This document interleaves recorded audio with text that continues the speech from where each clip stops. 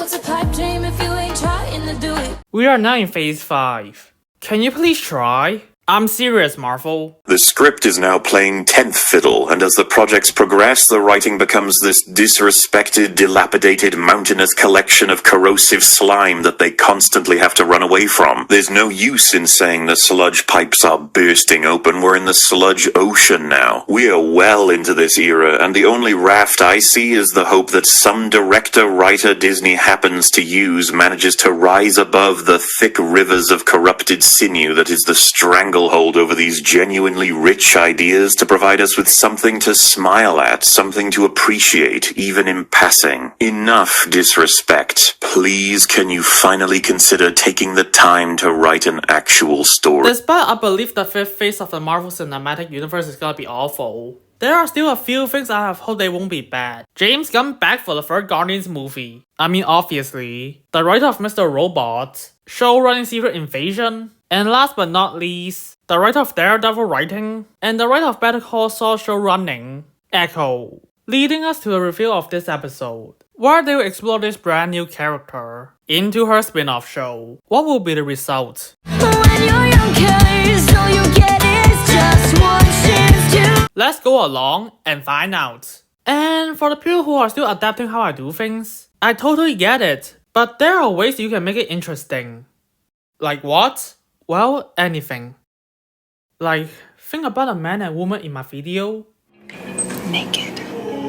It's a brand new day, it's never too late to start. We are gonna travel back years ago, to 2007. Another little girl is sitting in the classroom. Not the one in episode 1.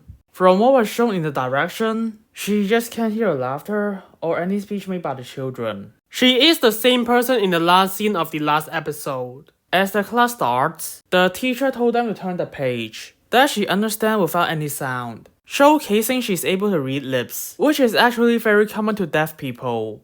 The students raise their hands to ask questions, but the little girl is able to do it already. The teacher comes over and calls her Maya. Now we know that's her name. She told Maya to pay attention, but just to realize, she done her work already, impressing the teacher. So what we have shown in this one scene, Maya is able to read lips, and she's pretty bright.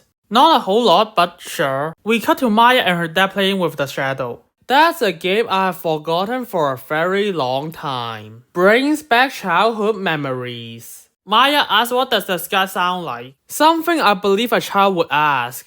A deaf child, I should say. He said it's quiet like her. She asks what sound does a dragon make? With her dad doing a dragon pose, as they laugh together. Those dialogue shows that she has a sense of wonder, with the things she can't experience, because she can't hear anything. And the joy they are sharing together, showing they do have a good father and daughter bonding. But unfortunately, only the later is developed. She asks are dragons real? And the response is something I found pretty hilarious. No, maybe they are, but dragons live in a different world. Man, just how right is her dad? Thanks to Shang-Chi and the Legend of the 10 Bracelets, they do live in a different world. She asks what if they learn to come to our world? That would make them stronger. And that is also true with Dweller in Darkness' soul-sucking nature.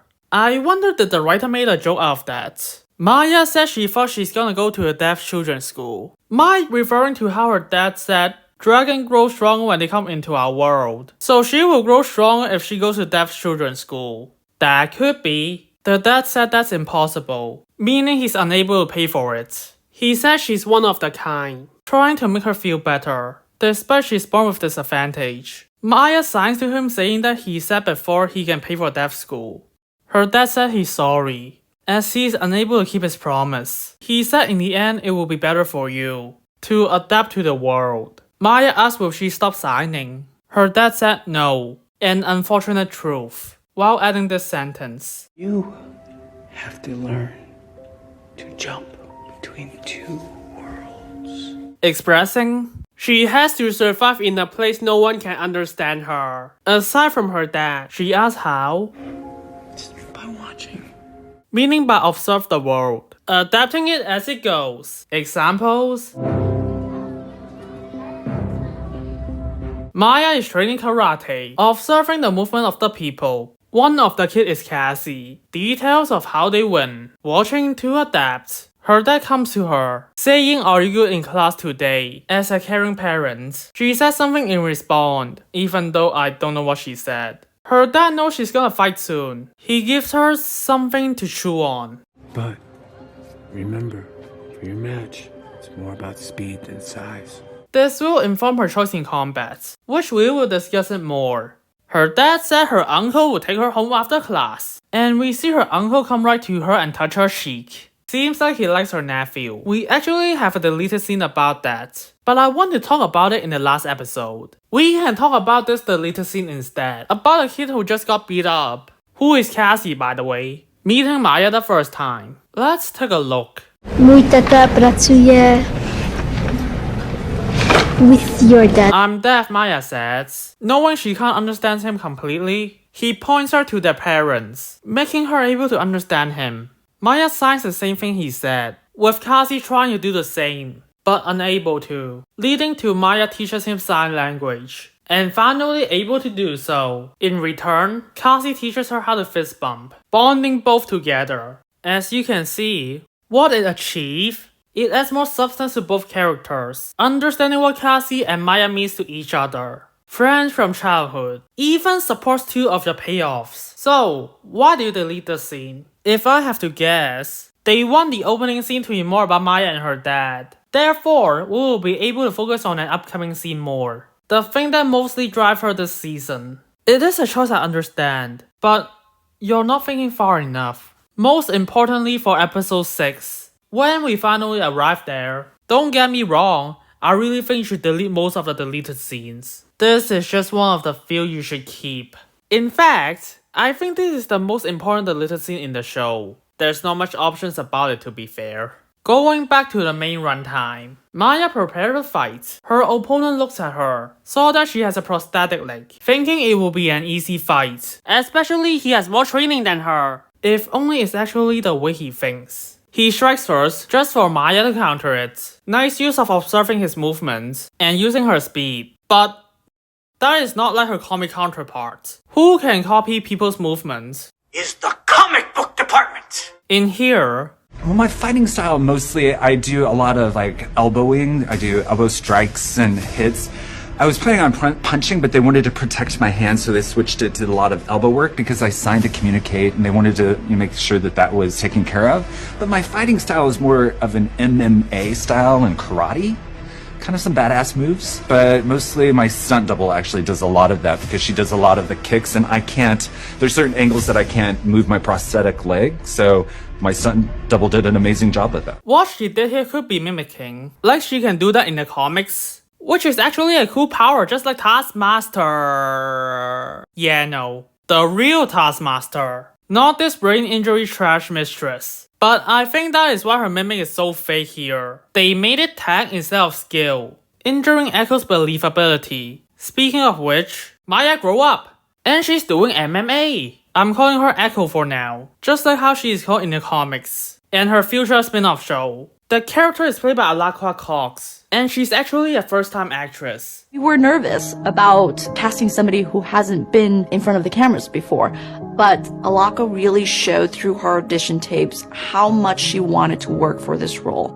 Why is that the case? Well, the character who first debuted in the Daredevil comics is Native American and deaf, so is Alakwa. For that, well, actually, I remember a friend of mine sent me the link for a casting call for a native deaf person. she got cast because the choice is really limited in scope. But that doesn't mean she would do a bad job. Plenty of actors has done well in their first time. I don't think I thought about the reality or the consequences of all of this. I did. Think about it. Yeah. Just thought it would be worth it. What do you think now? Or does your answer depend on how terribly things turn out?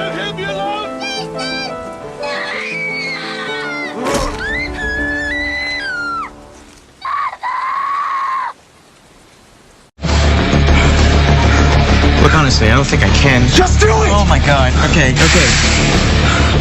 Oh god. All right, here we go. Scott? What the hell are you doing? Oh, you just prevented a lifetime of nightmares. Partners made you have sex when you didn't want to. Never. Rarely. Sometimes. Always.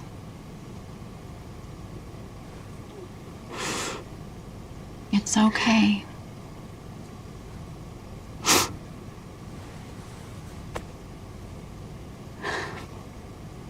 But I am good enough. I promise. Just the way things ended with my last agency. Whatever happened then is in the past. What counts is the future. I know you're good enough to be here. I saw it with my own eyes.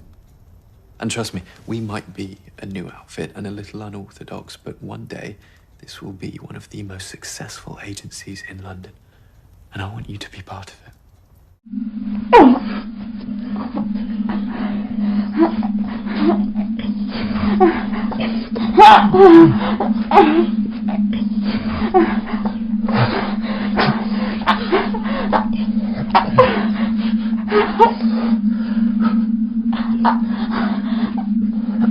You know, because the videos you sent me were just flashes of pink light and I didn't see anything. Well, you didn't see anything? I tried to shrink and fly and talk to ants and none of it worked. Wait, what makes you think you have Ant-Man powers? Because we're both charming and we look a lot younger than we are.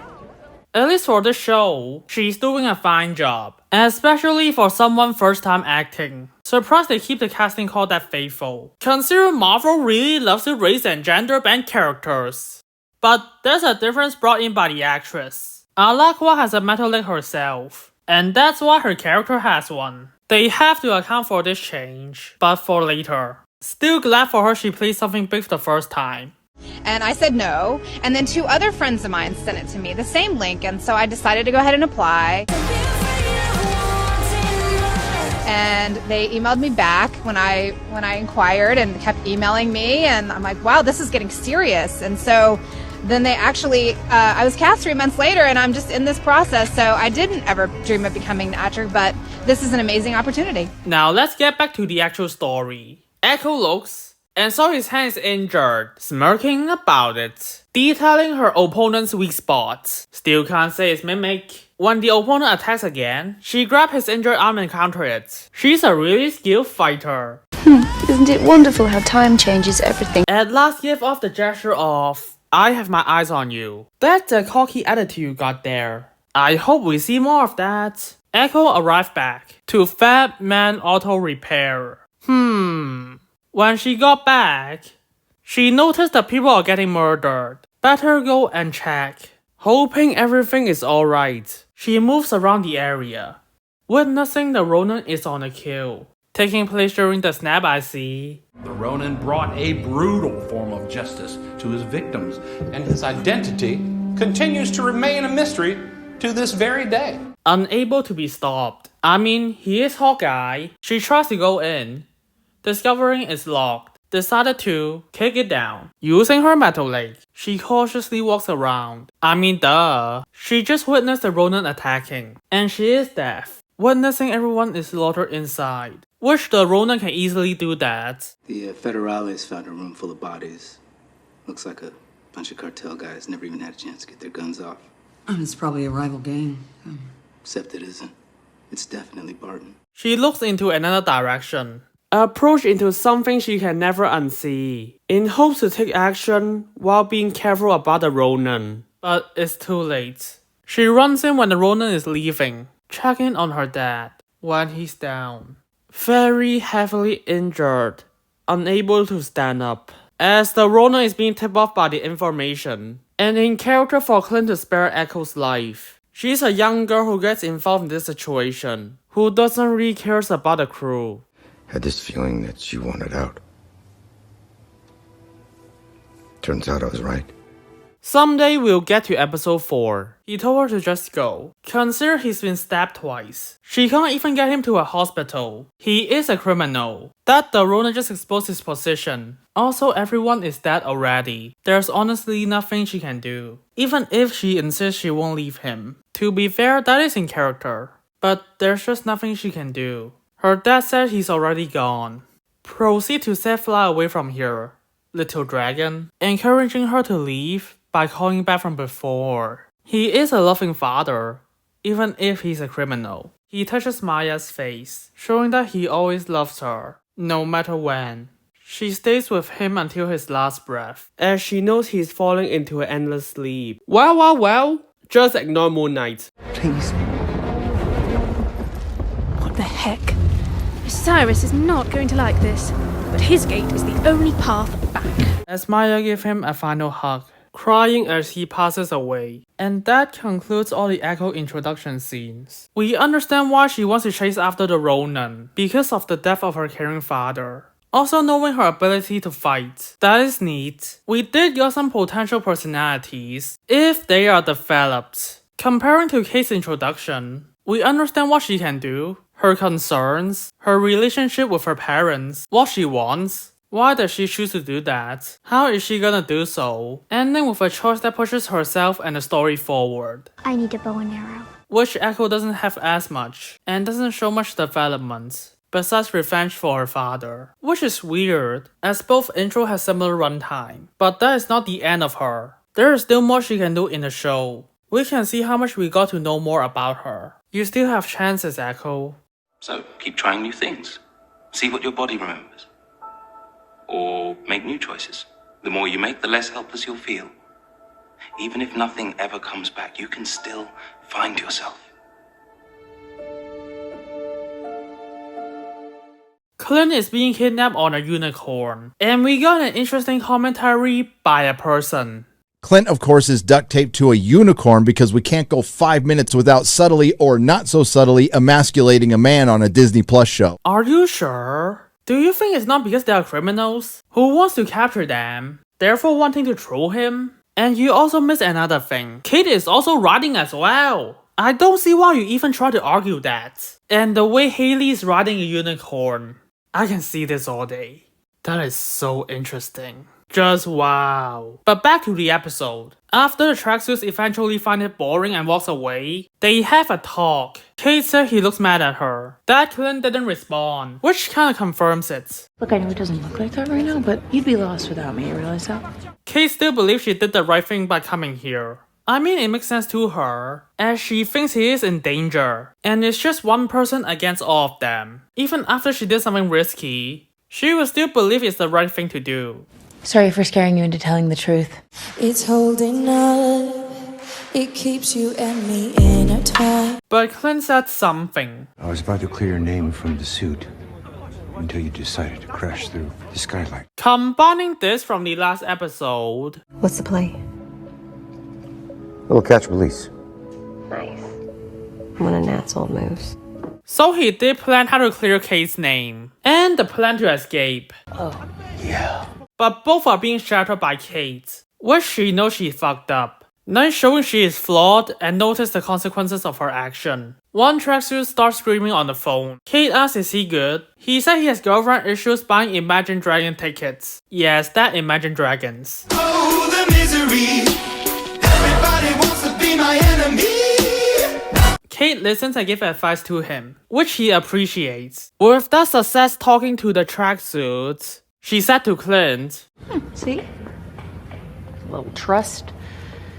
A little communicating. Referencing how the tracksuits listen to her, despite they capture her. Hoping Clint will do the same thing even with a rocky start. Listening. It's really just girlfriend problems and concert tickets. Clint doesn't need to interfere. Just pretend the sound doesn't exist. Like right here again. What? Basic human stuff. Still wanting Clint to accept, like, and talk more with her by the means of communication, as she knows he still hasn't liked her yet, from the person she looks up to. And Clint doesn't listen, or at least pretends not to. Cause why would he when she literally sabotaged everything? Kate keeps talking more, just for the tracksuits to tell her to shut up, because she talks too much. Clint can't even defend. Yeah, the tracksuit is actually right about this one. Kinda funny, really. He said he can rip out her throat. Something we know this big tracksuit is not afraid of doing. If you recall. But someone is coming out. He said, or maybe she will. Giving the person a sense of intimidation. as we reveal. Echo finally arrives, and we know she captured them because the Ronin killed her dad. That is consistent. Kate asks who is she, with him give up things are about to get bad. Just one thing. This doesn't mean Clint didn't tell Kate about Echo. Just that Kate wants to make sure. Especially she is in a dangerous situation. The first time she's ever been. But hey, if you have any issues, just blame Kevin. The She-Hulk writer wrote this shit. I possess the most advanced entertainment algorithm in the world, and it produces near-perfect products. Talking about an entity controls everything again. No choices matter. Don't you want to help me realize my vision?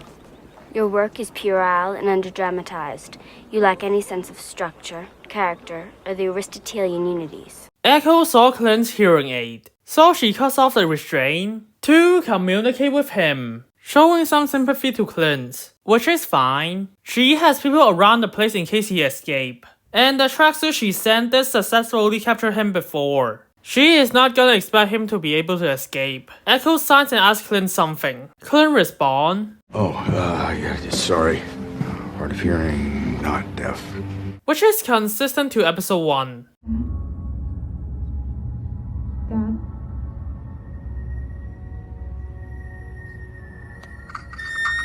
Did you turn your hearing aid off? Echo asks Clint more questions, using sign language of course. Don't need to mention Alaka cause can't speak in real life, which Clint doesn't understand. To a degree I should say, cause we do know he knows some. So he said this. More cookie, please, thank you.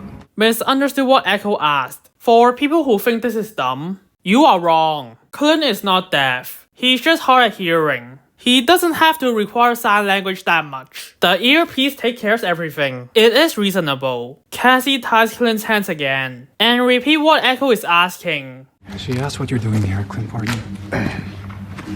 Clint responds with riding a unicorn, an in-character sarcastic remark. Stash me? Not a bag of money.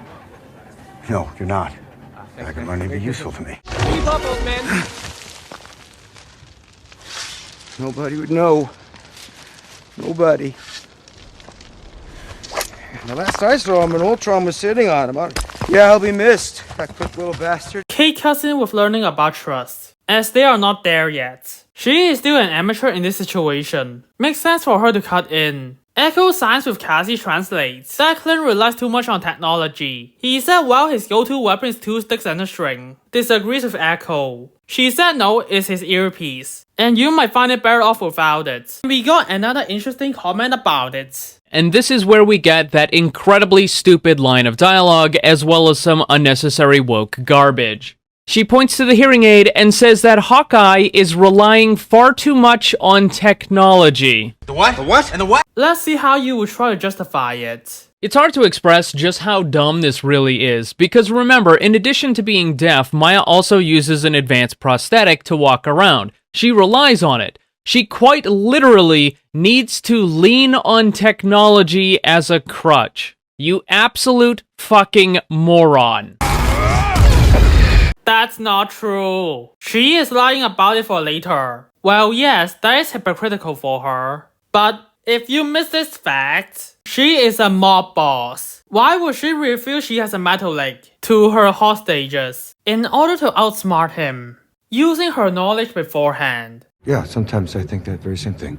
Think about it. To lose her advantage? That's just silly. If anything, it just makes her more competent. Besides all that stupidity, so we are still going. Cause why not? Reason why it was included in the episode is even more absurd. Just like Maya, the woke weirdos in the real world, like the ones who created this show, seem to think that having a disability is something to be proud of, that it is some kind of a virtue. That's not the reason. The actual reason is because the actress has it in real life. Alaka really showed through her audition tapes how much she wanted to work for this role.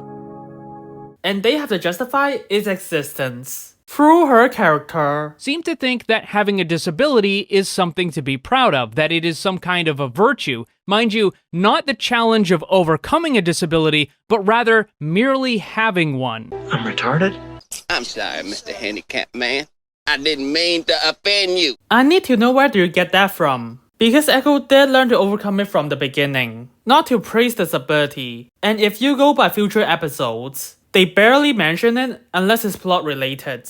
You have no excuse not to know that. When your video takes place after the show ended, please do better research before you make videos. There was about 15 minutes of basically nothing that happened in this episode, but I just skipped over it because honestly it wasn't worth covering. It was just filler that was used to stretch the length of the episode. We will get to there, I promise, with what he decided to ignore. Now you have your revenge. Oh no.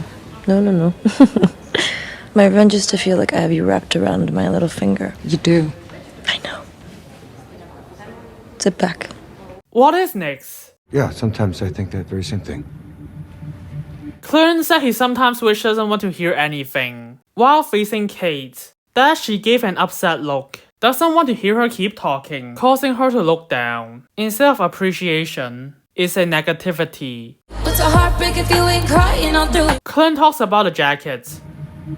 She put it on by accident. She didn't know what it means.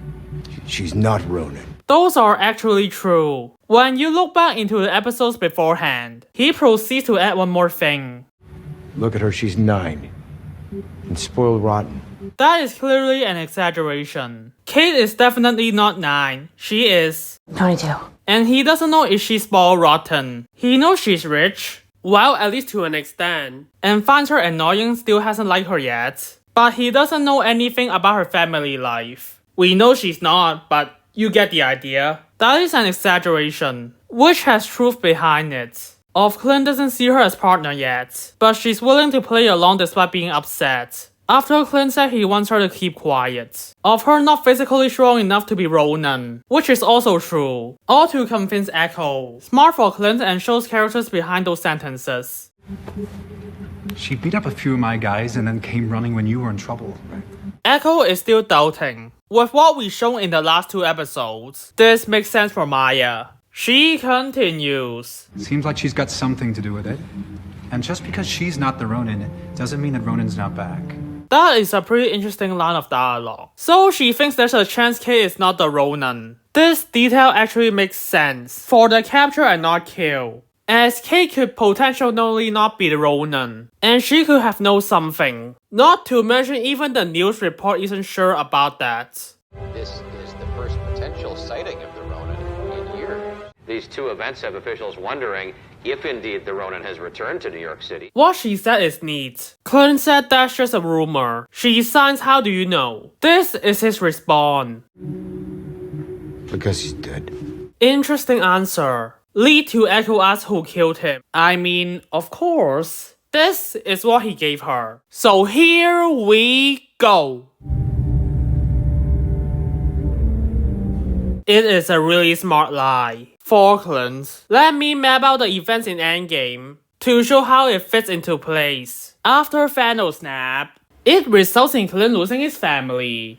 Now he is in a dark path, only to be saved by Natasha when she said they could bring his family back. So he did to try to save his family and the entire world, wanting to get better. Woke up this morning early before my family. From a stream where she was trying to show me how a life can move from the darkness. She said to get better. Because of this commitment, as you can see, he has stopped being a Ronin for a certain amount of time. And that is the last person who saw the Ronin before he disappears, before she had to save the world. Even if they can follow back the footsteps, that can potentially happen if they track the Quinjets for a period of time. Not getting rid of the Ronin is the only conclusion, when this is the last sighting of the Ronin before the show, alongside the Black Widow. Not to even mention, remember Clint is a well-known Avenger. It will also be believable coming from him. With the fact that Natasha died during the Snap era, it could make Echo stop searching around. Good solution, Clint.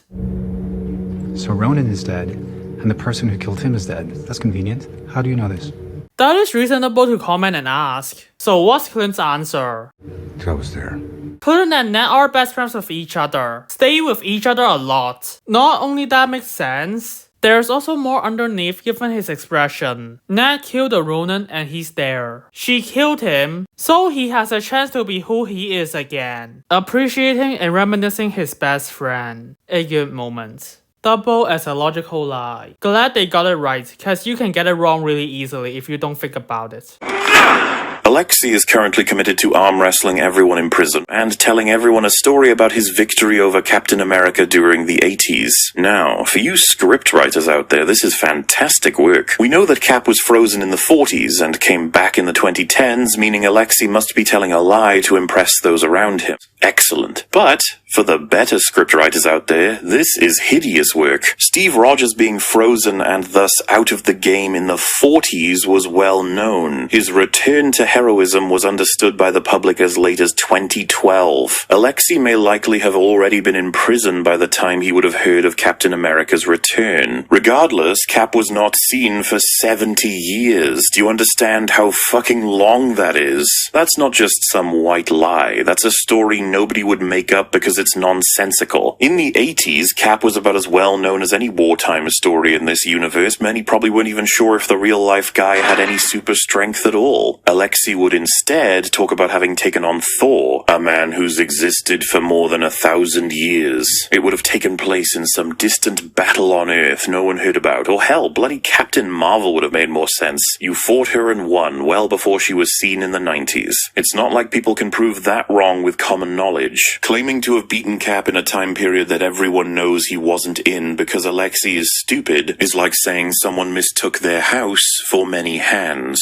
Because stupid. Stupidity doesn't explain this. This is simply a lie he wouldn't tell. And no, I don't think he was talking about Isaiah. The Red Guardian may be a moron, but I think he can tell the difference between those two. Most people excuse this because they're both super soldiers. As if that's the only connection required to have him say all of this stupid shit. Echo said he's lying. But you know, she can't prove Clint Barton wrong with no evidence. Kazi said clearly this isn't working. He tries to ask Kate, as what Clint said is pretty airtight. Have to see does Kate have anything. If you have nothing to do with this, why do you put on the suit?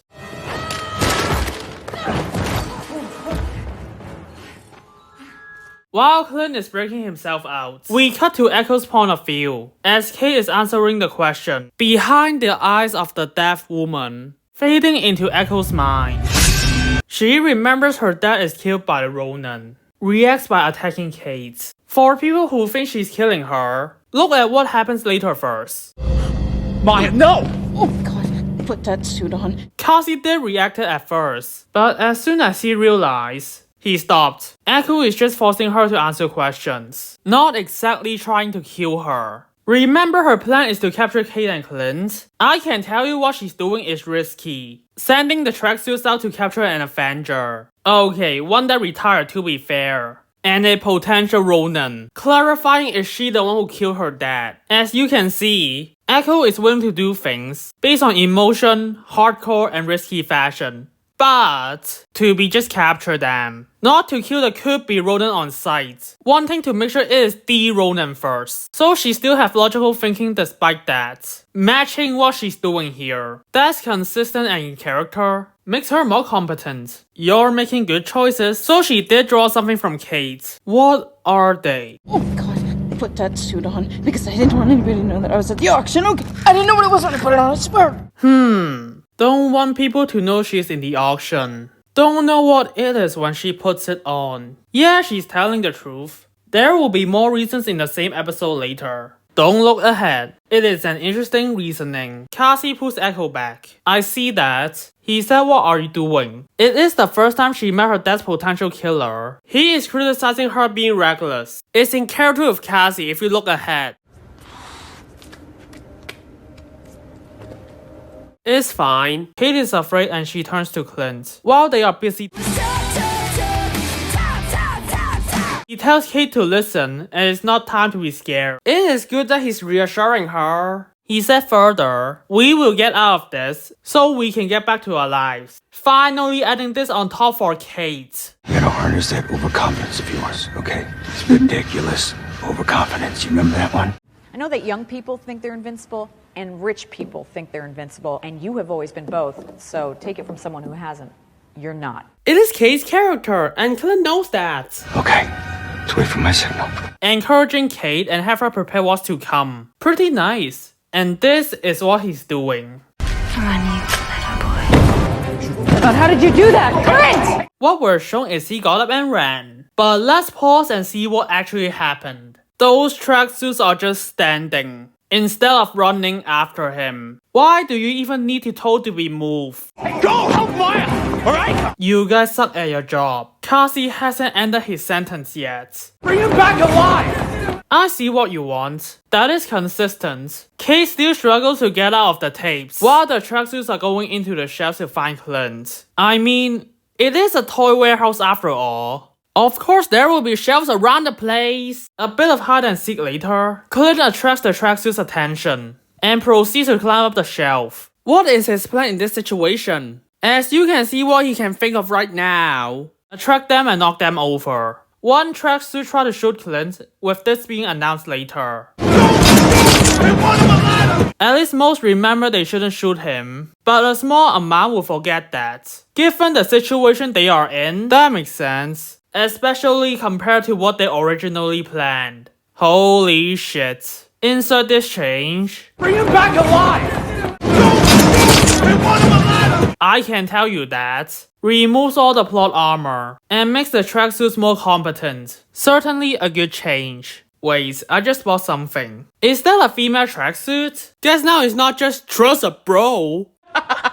Clint knocked down the shelf to take out the tracksuits. It makes sense on Clint's part, matching his situational awareness and training. One of them misfired again, causing him to roll down. That part is fine. The situation is pretty chaotic. It is something the tracksuits would have accidentally done. An in-character moment for the tracksuits, doing a believable mistake, instead of forgot to use their weapon. Echo arrives, because he takes out almost all the tracksuits. Wait, he takes out almost all of them. No tracksuits are on the side of those, or react and move away, aside from Echo, and this guy. Also that guy. Actually, some run there when the shelf is falling. I mean, I understand why Clint chose to do this. It can quickly take out a lot of them, but not to just remain free. I still believe. Because Clint hit a shelf, Echo is able to call him off guard.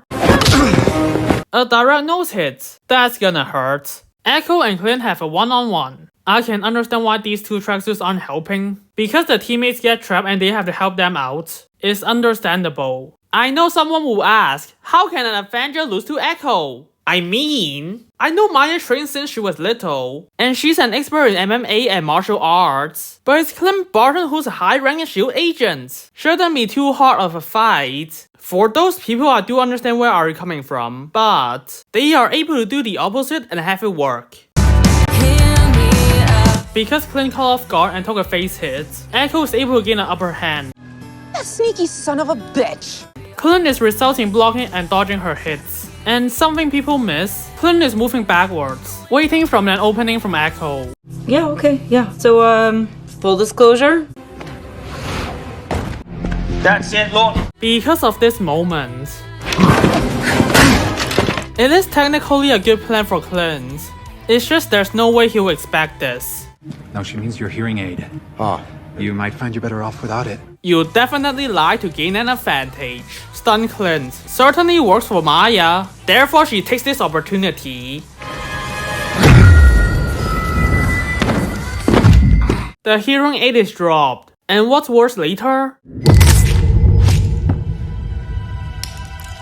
He's fucked. Hard to hear things now. Echo attacks Clint when he stands up. I mean, you can do that when he's standing up. She's arrogant here, and she's set up to be that. Clint only takes 1 second to stand up, and she does have the upper hand before. Because of those, sure, I could believe. Next up is this 5-second half sequence of events. Clint managed to get into this office area and get his weapons back, cause this is the room a door away from Echo in the last episode, with where she comes down from. If you can remember, Echo follows him. She saw he has all his gear back. With this being her office and she knows what is in there, she grabs a nearby boat and tries to throw down with Clint. If you're wondering what's Kate doing, being absent the entire fight, she's still trying to escape, and Kazi is still looking over her. Seems like she can't escape herself, but it's reasonable. She's not perfect and clearly not as good as Clint. Echo is still trying to overwhelm him, But once Clint is able to counter her, in not a very difficult manner of outskilling, to make Echo drop any offensive methods,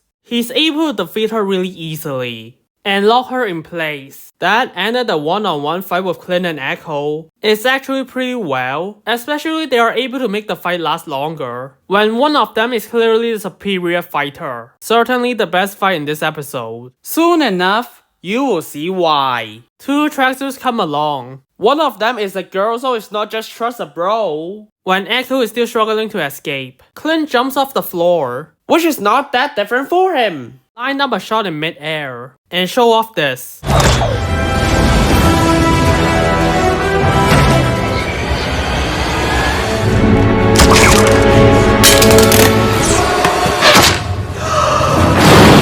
To get the details again, the arrow hurt Kazi and make it easier for Kate to rip the duct tape, which is not a hard thing to do. Then once you get the duct tape there and you're ready to go, you're going to raise your hands up over your head and slam your elbows into your rib cage. And I mean really hit it hard.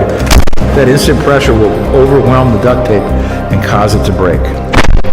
With Clint land in the ball pool for his own safety. Consider the archer is no longer tied up. Kate attacks Kazi when he's still hurt by the arrow to get rid of his gun, while Clint hides inside the ball pool in order to cover his track and position after knowing two tracksuits are coming, and he can later re-emerge, so he can take them by surprise. Good stealth takedown. Now he can battle other tracksuits with Kate. After that, he takes down a guy who pulls a gun and doesn't fire. Cause remember... Do that! Clint! Hey, go! Help Maya!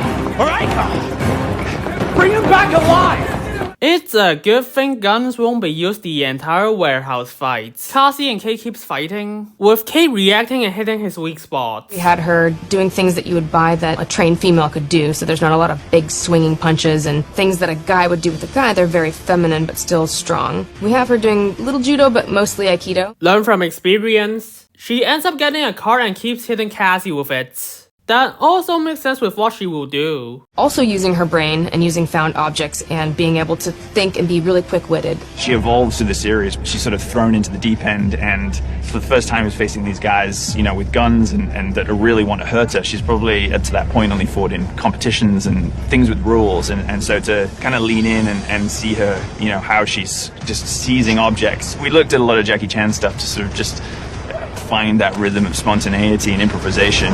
That is more insight into Kate's fighting style. Explains what I said before. But right now, back to Clint. Clint is still fighting the random tracksuits. Some by shooting arrows at them when they're incoming and attacking him. Actually, there is another reason he's doing so. Not just only for himself, even to protect Kate. Which if you can see it here. And then Clint do this, which you should see how that works. Like just see. You're hearing it is not here. You can't know him based on sound. You're not facing that way previously, so I don't think you can pull that off. How can you even do that? Using smell? But there is a pheromone lock. Smelling my pheromones prevents you from committing violence against me. Shut up! What we are seeing next. Let me tell you what actually happened there. This guy decided to throw himself inside the trolley. You're just stupid. If you're wondering how did she do that, the dust or snow is right there. Right where she's sliding. It is lucky those materials are there, so she can pull this off, when she can just attack him right there. But because he stands up afterwards and he doesn't change anything, that is just a small issue. He's down, at least for a certain amount of time. Kate says she was doing fine, trying to impress him, but Clint has no response to her. She thinks it's because he doesn't care, but it's actually the other reason. My hearing aid smashed. Come on, we gotta go. Said it for me. Kate before running out said the girl referring to Echo still had her bow, reminding us for a thing later. We need a car. Oh, can we take this one? Man, this thing's beautiful. Whoa, I know what that is. That is the comic car in the Fraction run. I'm sure it is good to see it come to life. We're not smashing a 72 Challenger, come on. But whatever, it's not like the car can transform into a robot. That's a completely different story. Let's go. Yes, boss. Oh, I'm good. No, I'm good, thanks. Clint said he needs her to drive, but she don't know how to drive. She tries to tell him that, but he can't hear anything. The tracksuits arrive and shoot at Kate. What that means, after she got herself out, Echo has told Kazi to tell the tracksuits to shoot them, because they got outside already. That is fine for Echo, but why aren't you all keep shooting after the first shot, when they are still trying to get the car running, instead of they are driving already, and hit the tires? Clint asks how many cars are chasing them. Kate raised her fingers and said 4. By that time, the cars are already right behind them, and the tracksuit truck straight up run past Kate and Clint. After that, it opens the back of itself. What happens right after?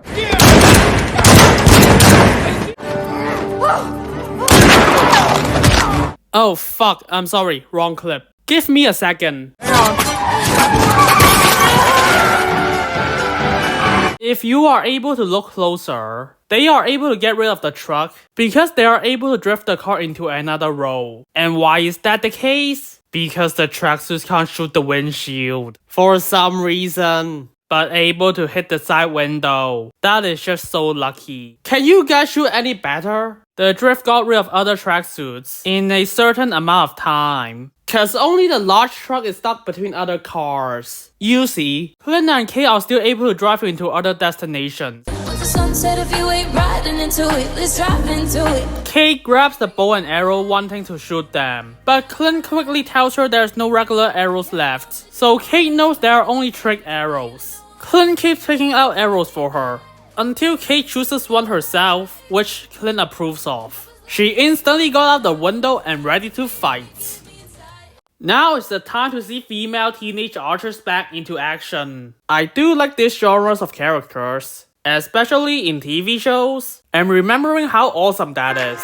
Not to mention when those gals pull out some awesome trick arrows to show. Right now it's Kate Bishop's turn, which she only shoots 1 or 2 arrows in previous episodes. So take aim and fly away. We're shown this arrow cover up the windshield, that they can't just use the car wipe. Clint said to hit the wisp with the putty arrow, but because he's on the opposite side of the row, and bad guys are chasing after them, he can't grab the arrow for her. Kate don't know which one to grab because he didn't label any of them. Just grab the one that seems like it, not by passing. Therefore, the arrow can just be anything. She tries to aim, but the road and obstacles makes it harder for her. After all, stability is a requirement for an archer. That's what she requests from Clint. You know, it would be a lot easier if we were facing the other way. You were facing the other way. He finishes her sentence unknowingly. I know how Kate will react to that. Yeah, just that.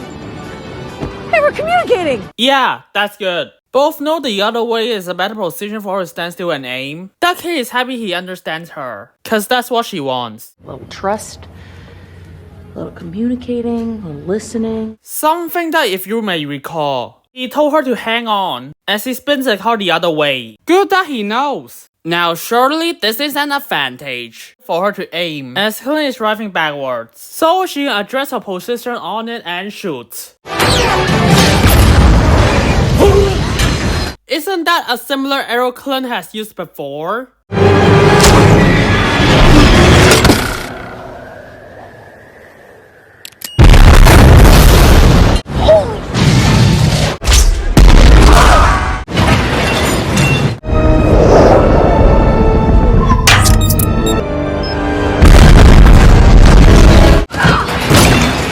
Oh wow, that is so destructive. You have to remember Kate didn't expect that to be an exploding arrow. There are 4 arrows more dangerous than that one? That is likely a reference for the 4 arrows Clint took out beforehand, to stop Kate from using some of them, but he can't take out all of them while he's driving. And he can't predict what the enemy can do from behind, even to a faction he has faced before. There's only a certain amount he can take away while he's driving safely. especially on a road he's driving in reverse. That part is fine. 4 down, 3 to go. Echo saw this and she's still determined to capture her. Taking this opportunity, before Kate grabs another arrow, she's driving closer and closer. When Kate is aiming an arrow to her, she hits their car, preventing Kate from stabilizing her weapon. But despite all of those, A plunger arrow? What is a trick that is completely useless? that is kinda weird. I do understand the relevance of it later. Something is still weird. But before we discover more arrows Kate is gonna use in this fight, I'm just gonna put down a pin here. The tracksuit next to Echo take aim and try to shoot them. What to do right now? Turn around. It works! Allowing him to escape. Really pissed him off. A move Echo never saw coming. With how close their cars are, they drive into an area with a lot of Christmas trees, and Kazi will clear his car window chase after them. He is distance behind. Can clearly see they are going inside the fences. It makes sense. So Kate pulls another arrow, with 2 of the same names coming from her. Please be a good one. Please be a good one. She doesn't know what this arrow is, just like some of the arrows before. I guess sit back and watch.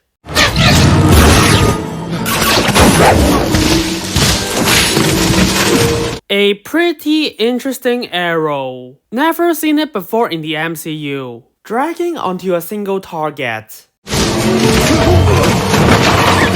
That's cool, but there's something else. Still like the last arrow. Let's just put a pin here. Kate asks what is that arrow called, being impressed by the arrow, which makes sense to her. Clint drives back to the road, but other tracksuits went around and followed them, which is a smart thing to do. But now the tracksuit can just shoot them, but he decided not to when they're this close. I got no idea, why don't you just try again? When guns are allowed by your boss in this situation, Clint saw the crossroad with a lot of cars coming from the side. As a former Avenger who cares about the safety of other people, he pulls out 2 acid arrows and hand them to Kate, which is most likely the 2 out of 4 arrows he pulls out beforehand. Nothing wrong with this. He tells Kate to shoot down the stoplights, and shooting them down actively stops the car from moving from the side, giving Kate years of archery training and the archery feat she can perform in previous episodes. She can do so. Not only that clears the way for Clint to turn left, also to protect the civilians when the tracksuits are chasing him, and that is in character for Clint. Good job! They drive to a bridge, and Echo is able to catch up to Clint, even be next to him. You may ask, why didn't Kate shoot arrows at them?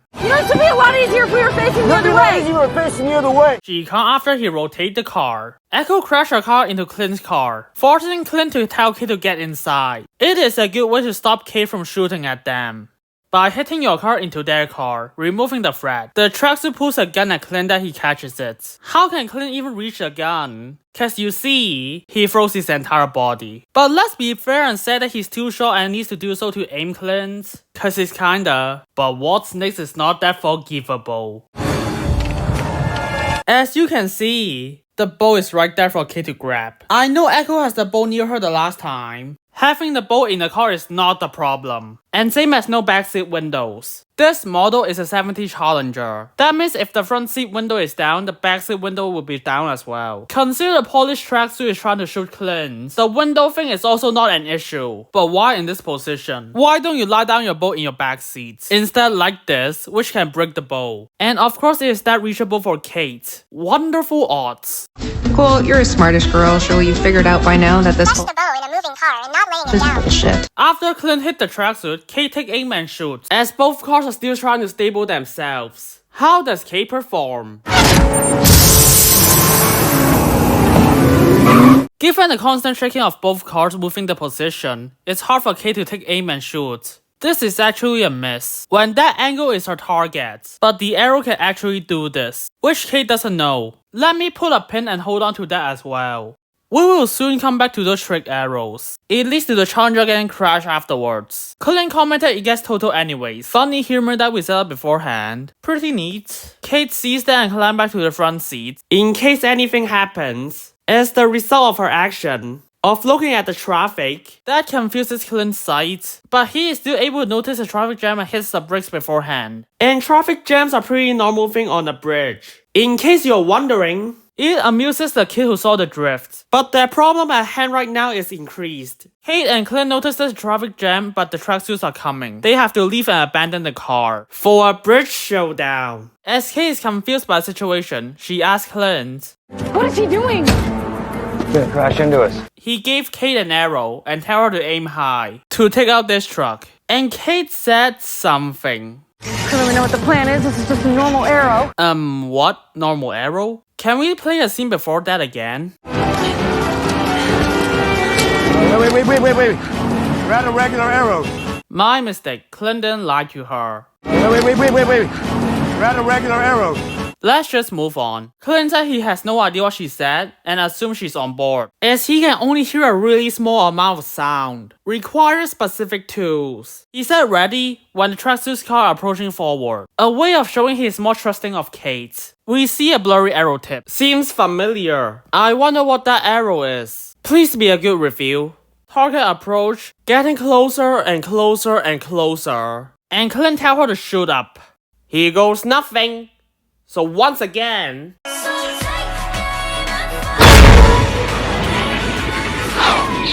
pretty cool looking shot. But the scene keeps moving for Clint's side. You just witness. It's the Pym arrow from the name Hank Pym, given to it by Scott Lang. What happens to them now? I don't know. I'll have to ask Scott about that one. Who has shrinking and growing Pym particles? We will see about this. Okay, now I see. Let me stand back a little bit. That's crazy, but expected from the inventions of Hank Pym, with the growing ability we have seen in the MCU. That was amazing! You said it, Haley. So the giant arrow destroyed the truck, but Kazi still survived that. Given how good of an archer Clint is, it is fine. Still lucky Kazi and the tracksuit didn't die though, even when it takes out half the truck. So they take out the truck with the giant arrow. I know some people will be asking, that means there will be a giant arrow on the bridge. That will alert a lot of people's attention. Something like the damage control, who will investigate and bring their non-lethal round. That could be true with the giant arrow, if that is true, cause you see in Ant-Man and the Wasp.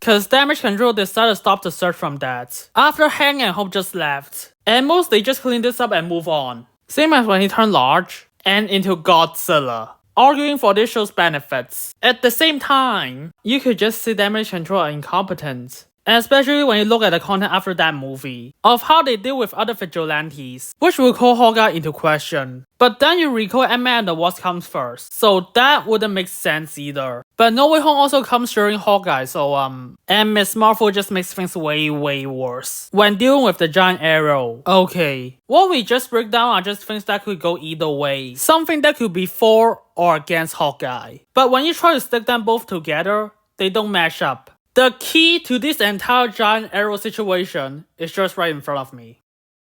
Like people who saw this scene, I assume there are more MCU world building stuff to talk about this moment. But why? Look into the clear center of this glass onion. You don't have an answer. Oh, please. Whenever I try to hold it down, it always ends with a maybe. Do you think damage control will investigate? Or just other existing MCU government departments? Of why is there an arrow? Aside from the cops, because they do arrive at the end, the evidence are so weird. Maybe. Do you think Scott Lang or Hank Pym set a timer for the Pym arrows, so they will revert back to the original form? In case the authorities has concern over them? Cause they didn't mention it afterwards. Not even after Kate asked the cop to retrieve arrow shaft. I don't know. Maybe. And Clint also don't know. What happens to them now? I don't know. I'll have to ask Scott about that one. Right, ask Scott. What is the state of Ant-Man and the Pym particles to the world actually? From Quantumanium, they are basically celebrities. Maybe a giant arrow will be cool now? Maybe? And for the life of God, Is the Accord still active or not during Hawkeye? If you look at an event 3 weeks after Endgame, it said this. But that's in direct violation of Section 36B of the Sokovia Accord. Afterwards, you look into She-Hulk, which takes place in 2025, with Hawkeye end of 2024. May I remind you that the Sokovia Accords have been repealed. Even if we ignore She-Hulk, other show or movie also act like it doesn't exist. Hard to say for Hawkeye. This giant arrow is not a pro or con in the show, as it brushes the giant arrow aside, with no organization cares about it. All it does is to make things more unclear to the overall world building of the MCU. Just like the MCU keeps interchanging multiverse, timelines, realms, and dimension, just watch his Doctor Strange critique video and it will explain everything. More like how it jumps off a cliff further and further. You're sending a signal down to the quantum realm. It can rewrite existence and shatter timelines. It's a secret universe beneath ours. He will burn the world to find you. It's just from 3 3 trailers, which is with your dipshit. As for just things on Earth, SWORD, GRC, and damage control, they only exist when the plot said so, not even being integrated well into the world. Good luck Secret Invasion for that. The worlds, dimension, timeline stuff eventually screw over Multiverse of Madness. It's not any individual's problem before until it reaches a final target. Although, Doctor Strange's mom will still be god-awful regardless. Secret Invasion have to retroactively fix that in order to make it work. Especially damage control. Go back to school to learn English. Shut up and listen! Non-lethal. I said shut up! And also go back to school to learn not to kill your own teammates. If you don't know yourself, your suits are not non-lethal round-proof. After this giant arrow move, Echo runs back to help Kazi. Consider Clint has to do that to get the plunger arrow back. Nice detail. That shows Echo cares for Kazi for at least in some degree. Clint pulls out an arrow and hands it to Kate, which is an USB arrow. He tells her to use it to cover him, similar to the one it used in Avengers and What If. We've got a gun where to make this useful. Which is an in-character quip for Kate, even under dire circumstance. And my name's on the buzzer. Right? It gives a character all the most famous spells I've cracked to know. Oh wow, didn't realize we were supposed to bring guns. Clint is running to get the arrow, but right after that, seems like they finally get Kazi out of the truck. There's nothing wrong with that. Clint is now cornered, and they almost got to him. That makes sense for timing. Immediately shoot Clint as soon as they save Kazi. Kate tells them don't move, and Echo stops them from shooting. She does remember how destructive the other arrows are. Makes sense she stops. Kate said they don't want to know what this arrow does. Stall time and intimidate them. Clint got out, but Kate can't hold and let go of the arrow. Of course that has no impact on them, when what they are wearing can block an arrow, without much serious damage. Proven in the same episode, only arrowheads got inside their body when Clint shot them. When the arrow shaft should also shoot through them if they have no protection. A USB arrow in a longer range shouldn't hurt him. Just like shooting USB arrow to Infinity Stone enhanced vibranium. It couldn't have insert inside it, unless the plot said so. Why does What If have to exist? Clint tells Kate to follow him, so they run side by side and jump off a bridge. And Clint pulls out the final arrow. Echo and the tracksuit start shooting. Wait, you only just start shooting? Why don't you shoot right after you realize you've been duped? And they are running. Oh, for the life of me. The tracksuit is right there doing nothing. Have your gun ready next time, instead of when they already jumped. You will just be shooting for nothing. You are better than this, Echo. Kate hold on to Clint's bow, as the bow shoots out a grappling hook. Needs surprising function, more advanced than him requiring a grappling arrow. Or even a grappling gear during endgame. That requires him to link himself first. Anyways, so they can swing under the bridge, and Clint can hold on to a train with a plunger arrow. Hope you guys remember the setup beforehand, during the trick arrow sequence, and all of those are linked well. But what if the train didn't arrive here? Look at the left side of the bridge. Clint can just swing them there, as the cops are coming and forcing the tracksuits to run away, as this is the final moment of the tracksuits in this sequence. Come on, let's go!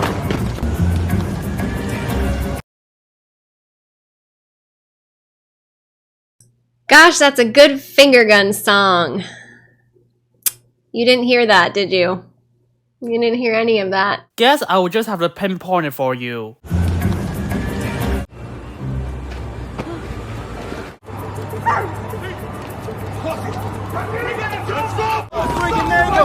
What? The sound of the police siren in a long distance. So they do arrive at this time. Consider it's only 6 minutes after they start the attack on the road, till they arrive. Just slightly longer compared to the auction, because it takes place on a road. Timing is consistent, but how can they move? The traffic jam is over just before Clint jumps, and the giant truck isn't destroyed. Just forced to stop when Clint drops a giant arrow on their boss's truck. More like second in command, but you know what I mean. So they have all the means to run away, as long as they ran through a broken and the stolen car. And that concludes the chase. There are certainly good character interactions, also plot armors, with mostly well character reactions. Oh right, Kate's reaction to death. And then so I saw a dead body back there, which Don't worry comes up about it. We'll first. talk about it when you get there. First time seeing a dead body. So this is not the first time as you can't see the corpse. And in episode 2, if you don't remember, Kate is able to focus the task on hand instead of the dead body stuff, and happily try to impress Clint, because he is her hero, and he inspires her to be brave during the situation.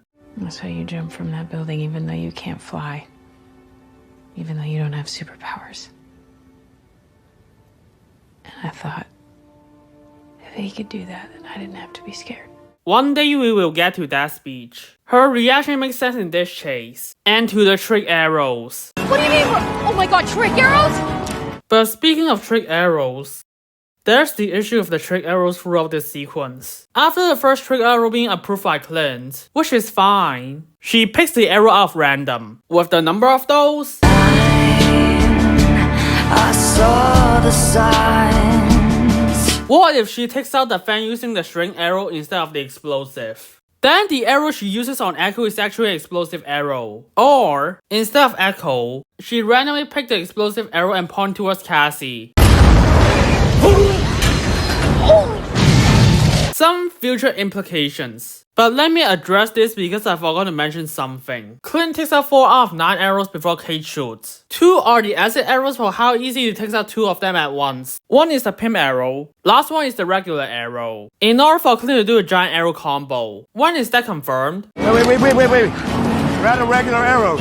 Adding the fact that plunger arrow doesn't change anything, USB arrow is the last one and is only used for distraction. Any arrow can be replaced by that, so it's just a total random draw of 3. Explosive, string, and the gas arrow. The issue is smaller, but it is still here. At least that problem is over after they got out of the car. The chase overall is a mixed bag, but it is time to move on from it, and to head into coming scenes and future events. So far, we still have half the episode to go. Now I get the whole plunger arrow thing! Good reaction. One that matches her appreciation to Clint after she questions the plunger. Not to mention her excitement to trick arrows after really only seeing it throughout the chase, even if that could just be ADR. Afterwards is a talk inside the subway that they find a way to get in, because train stops every station, you know. She said they have to walk the dog, it has been cooped up all day. Still liking doggy, I see. But in between Kate's comment about the dog,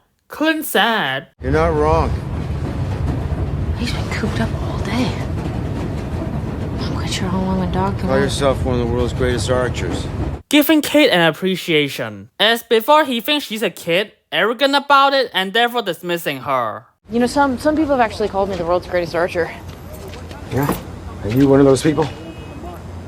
Well, one of them is, yes. But now after seeing her performance on the chase, not trusting her beforehand, I'm not hearing you. You drive, okay? he sees how well she is in archery, which allows them to run away, compliments her and tells that she is useful, helps with bonding. Of course, one of the world's greatest archers could be or could not be true. But what does Clint mean by that line? Is that he likes her more and willing to trust her more. True or not? But honestly, for the archers in the MCU, what if Natasha's archery? Wait, you can do that, Natasha? You have never shown or mentioned that ability before. Then there is Trash Mistress, who only has like 1 arrow per mission, who has a gun, but she never uses it on missions, and decided to bounce the arrow under the bottom of the car, even though you can shoot through the windshield. And then there's Katie, who becomes a master archer in like a few hours. So fuck you, Mary Sue. Last one, magical archers to fight the Scarlet fucking Witch. Besides Kate and Clint, MCU archers really suck.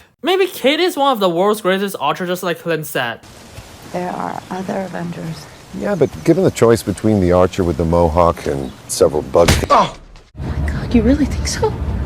I won't lie, I wasn't sure how I'd do it. Honestly, that is really nice by Kate. She is shocked that Clint compliments her about that. I think that she over-exaggerated just to impress him. Now she's humble about it, saying she wasn't sure during that. It is a well-realized detail, and a solid development for Kate. When her action is speaking, and she didn't realize she is proving it to him.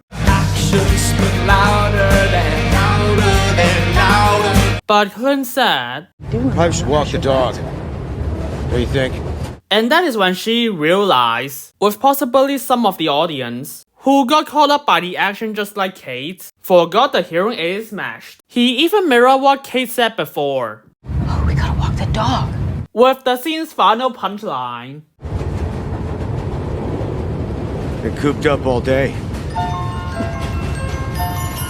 Great comedic bits. What you just saw is just the first character bonding scene after the chase. Everything else in this episode is like this. It could have meant anything. Not unless it is good like the scene I just dissected. Even if an entire movie is about that. Like a movie called The Piano. I'm actually gonna tell you this movie is overrated and bad. How do you make two characters who is opposite of each other and are married together at the end? Using love. Despite the main character is married to Sam Neill, the main character willingly submit to him, who is basically raping her. Even after the rapist tells her to fuck off, she still insists the rapist to quickly rape her, cheating on her husband. From this movie's fascinating logic. As for Sam Neill, who is logical in situations, he turns into a psychopath out of nowhere. So the rapist is actually the lesser evil. Oh yeah, the main character also decided to drown herself and commit suicide, just to decide not to at the end, who escaped just to marry him. Power of love my ass. Let me compare it to another movie which did it well. And a list of similarities is that both are written and directed by female, who don't like each other before, but end up admitting they do. In a movie about a two-people relationship, Lady Bird, and they are both Best Picture nominated, even though one of them really shouldn't. They honestly hate each other before, but also share moments and things they like about each other. Yes, they have arguments, disagreements. One of them wants to move on from Sacramento. Another wants her to appreciate here and stay, but at the same time, they care for each other's feelings. They may not admit they do, but the mother will always support the daughter whenever she's in need, appreciating what they got from one another. End up realizing they share a lot of similarities. They do deep down love each other, support and care what each other actually wants. But only when they are apart from each other, they admit, leading to their final scene. I love you. Thank you. Thank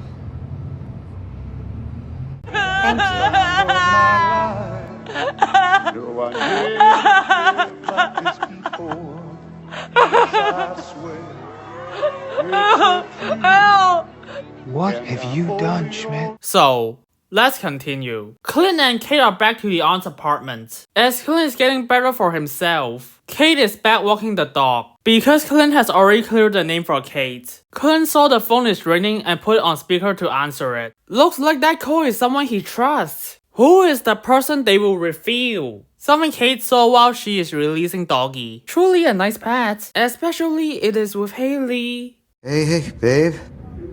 Kate's reaction and expression shows that there is something wrong. But give me a bit of time to come to that. I can't really talk right now, cause, look, maybe, do you have time to text? Seems like he thinks his wife is calling him. But because his hearing aid is smashed, he can only tell her to text. But Kate comes here and stops him, cause she knows he got something wrong, stopping Clint from making the mistake further. As Clint is confused about it, she writes it on a note, realizing it's his youngest son. For some more crabs? Yes! 4 more crabs?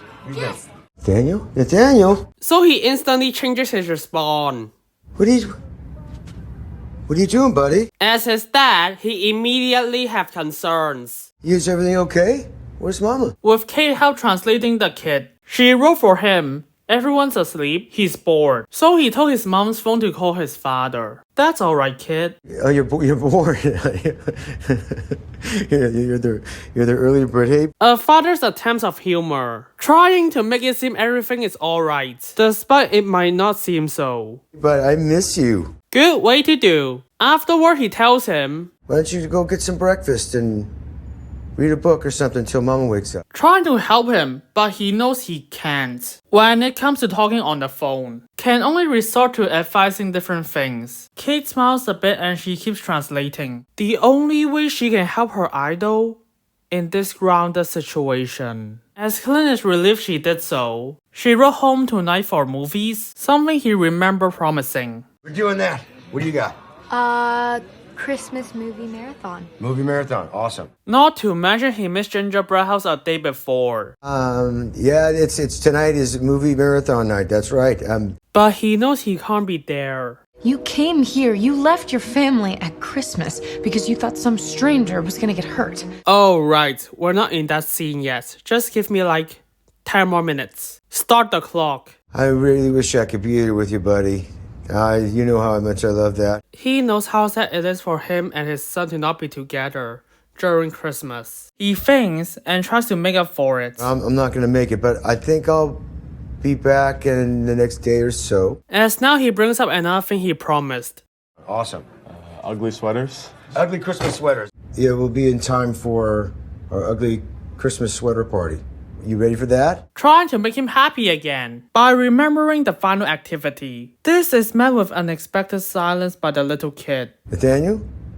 It takes seconds. Concerns both archers. Unknowing is he okay on the other side. He finally talks and Kate writes it down. At least it seems like there is some relief in the situation. Knowing his kid is fine. Therefore, at least Clint can say something else. Boy, I got to tell you, I miss you so much. Oh fuck.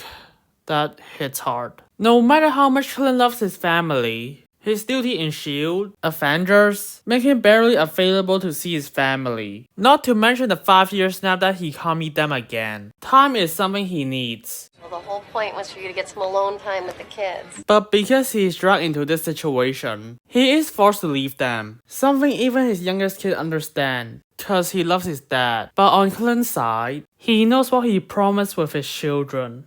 Missing out on gingerbread house construction. Nah, it's okay. You just slowed us down. I really thought you were gonna be home for Christmas. Hey, look at me.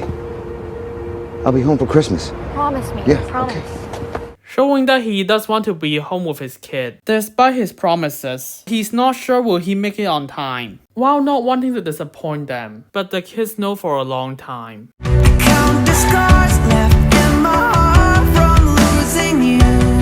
With Kate stuck in the middle, hearing and seeing all of this. And because of time and too emotional to think about anything, he can only say this. I'm gonna be there, buddy. Hey, you know I'm gonna be there, like I said. It is clear he doesn't have a concrete answer for his kid, and he's struggling to maintain his emotions. I'm so happy to hear your voice. Daddy's gotta go, okay? Insisting that he will make it, that he will trust him, despite this being an uncertain promise, with it being in character for him to do so. Few months' time, you and me are gonna be outnumbered. I need... Just be sure. Yes, ma'am. Kate understands more of him now. Not only this is something she can relate, it is mostly also, she gains a lot more insight of her idol, what he sacrificed by coming here. Really see the pain when Clint engaged in a conversation, feeling bad about. No way for him to go back on what he did. Love you more. Goodbye. Ending in a goodbye, Clint tried to hold back his inner sadness. He still has unfinished business. No matter how much Clint wants, he can't come to his son's arms right now. Nothing he can really do but to say goodbye. Concluding it with this. Thank you. Clint is emotionally scarred, knowing what he has been constantly missed out on. Even if he's doing it for selfless reasons, there's still damage from the inside. Kate witnessed Clint is trying to cope with it. Words struggle to come out from him, and the way he leans down his body. Something aligned with Clint when he's hurt emotionally, with this being what Kate can only do.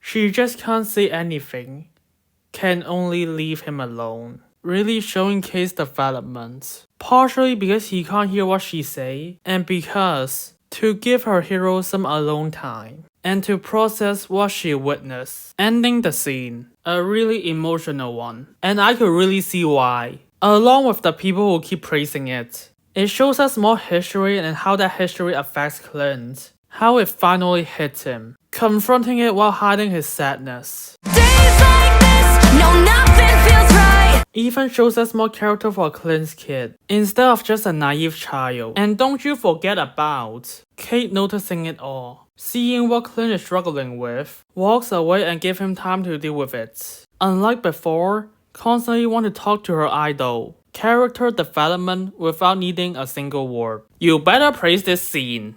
Not unless you want to get blinded. Back to the tracksuits as they are moving out. I guess no one reports to the police, despite several gunshots are being fired here. Oh well. Because no one reported it in, they are able to move things out. Lucky for them, huh? Remember, the tracksuit's clothing has some level of protection against arrows, so the injured tracksuits won't cause issue moving, without arrows step way too deep into them. Able to pull out without causing major bleeding. Makes sense it only needs a few minutes more to move. After Echo grabs her bag, Kazi pulls her aside. Finally, we get a personal scene of Echo and Kazi talking. I have said so before, those scenes are a foundation for them. For future events to mean something. We will take a look. Said he wanted to talk. And can we do that now? Seems like it's something pretty important. With Echo giving the tracksuits a look, Kazi understands. They have a working history. With that fact, Kazi knows what she thinks. He points out to her.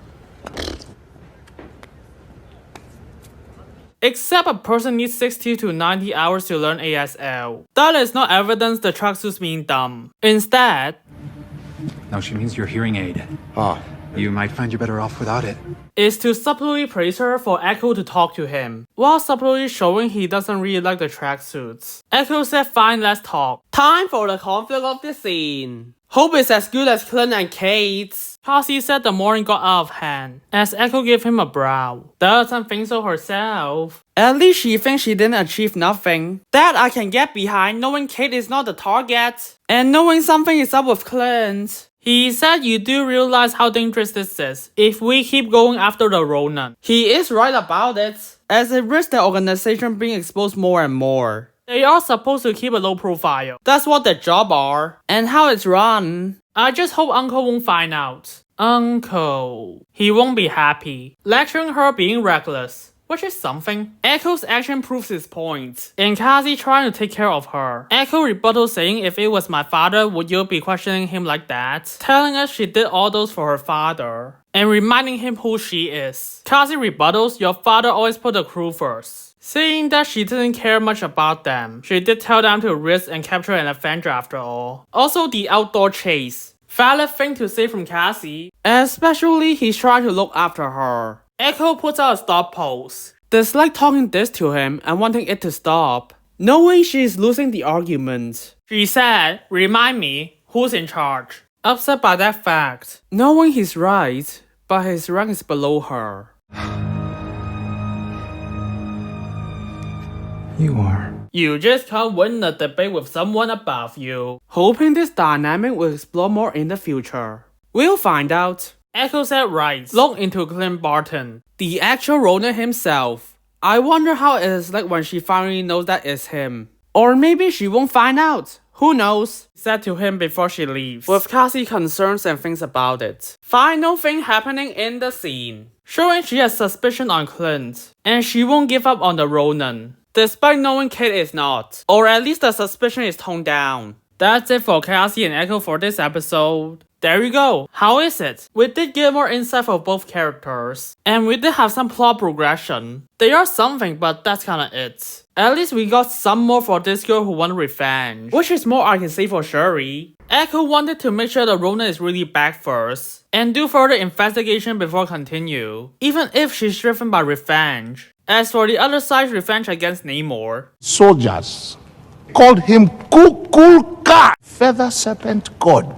Killing him will risk eternal war. But it is not what she would have wanted for you. It is not what I want.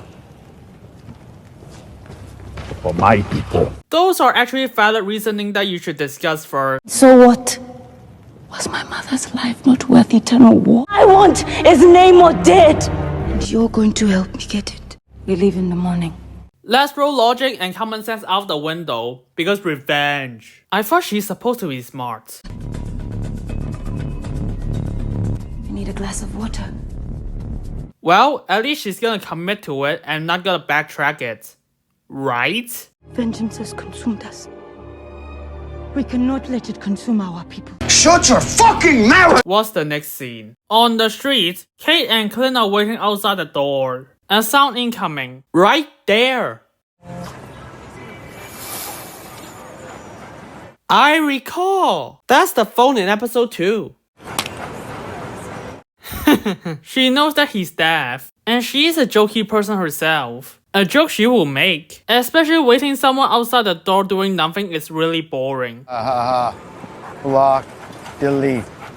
Funny joke. One that's set up beforehand. Emergencies only, or I'll block and delete you. And he did unblock her afterwards. He's just humoring Kate. It also shows that he's slightly more open to her, humoring her this time, something he didn't do before. 'Cause I'm bringing you back to life. The ear doctor came. Kate asked her to fix the hearing aid, something that certainly need to be done, so he can help Kate and meet his family again.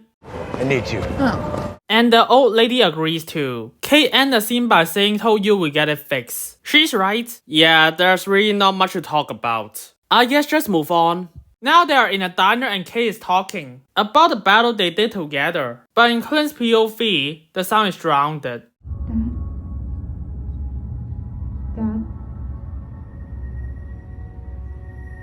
Like that. He can't hear anything. Till she saw something is off, Clint turned his hearing aid back on. Only after witness, she tells him something, feeling comfortable enough to do so. Look, I know this may sound weird, but I've dreamed of this for as long as I can remember. Which is correct. She's still even training up to this point. So one day she can do something good. Same thing happens in Hawkeye, where it is explained in dialogue that Kate Bishop is an ace martial artist and fencer. In the same episode, she later needs to go and deploy those same skills. Okay, what you said is false. She is shown to be an expert martial artist and a skilled fencer during this training montage, even showing she did fail at both skills at first until she succeeds. Not to mention, she really has been training it since she is in a young age, showing all of her process. Solid evidence that she has been dreaming it since she can remember. With how she acts in front of him also proves it. My dad was fearless. Seems like we're getting more character for her dad. Certainly a welcome to have. And his whole life was about helping people. Even more of what he does. And it's actually an interesting thing to know, as this helps us understand why Kate looks up to him. When I put that suit on, I thought, this is it.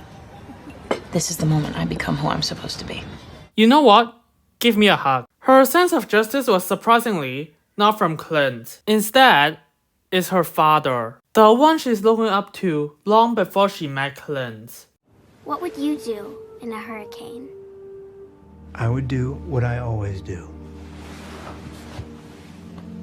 Protect you. That makes sense and adds more value to Kate. Even more reason she wants to protect her mother and other people in it when she's in the auction. When she's decided to put that suit on, when people next to her are in danger, inspired by her dad being fearless and likes to help people. Also why she isn't a vigilante like Spider-Man. Well yeah, both are creepy characters who lost their related mentor figures, and also look up to an Avenger. Despite so, there is still a difference between where their motives came from. Look, when you can do the things that I can, but you don't, and then the bad things happen. They happen because of you. Peter Parker is because he felt guilty of not doing something that he could easily done, with the responsibility of using his powers. So you want to look out for the little guy, you want to do your part, make the world a better place, all that, right? Yeah, just looking out for the little guy. That's what it is. In terms of Kate Bishop, I need to protect us. it's because of looking up to her father who promises to protect her. Therefore wanting to protect her mother now when he's gone, and to help people when they're in need because of her father. There's no need of her to become a vigilante based on where her beliefs came from. At least no need to be immediately after. Mommy said things don't just fall from the sky. Well, yeah, but there's always going to be weather. Some people forget the one thing they can control, the choices they make in the face of it. Both characters have their own values and it works for them individually. I remember the day I thought the same thing. More open and sharing more of himself to Kate, something he refuses until now. And there's still more. You know, it comes with a price. Seems weird to drop it here. Logically, she asks, what does? That's why Clint clarifies and expands on what he means. This life you want to live, to really help people, really try to help people anyway, comes a lot of sacrifices. And some things you'll lose. Forever. He's giving more warnings and advice to Kate, from his experience of what he lost, and the sacrifices he has to make. Not only he is now more open to her, which is a good development of more willing to trust Kate, after he becomes more shut down from losing Ned in Endgame. Aligning from the scenes before that she proves herself and helps him. There's also, give advice to Kate if she decided to choose this life. It won't come easy and he knows it, as he knows she has thought of being a vigilante after this event. Not just her dad helping people in a non-lethal way. Good character moments. Kate looks a bit confused because she hasn't been there yet, and looks down right after, because she's seen what it costs to her hero. So she tries to cheer him up. Well, there's also things you gain. Like trick arrows and a cool costume. This is in character for Kate. Clint drops his head down. Doesn't work for him. Even showing Kate hasn't understood what he said fully yet. Speaking of which, I've been thinking about your branding issue. Where have I heard that before? Your whole thing is that you're low-key. It's a very hard brand to sell. Well, I'm not really trying to sell anything.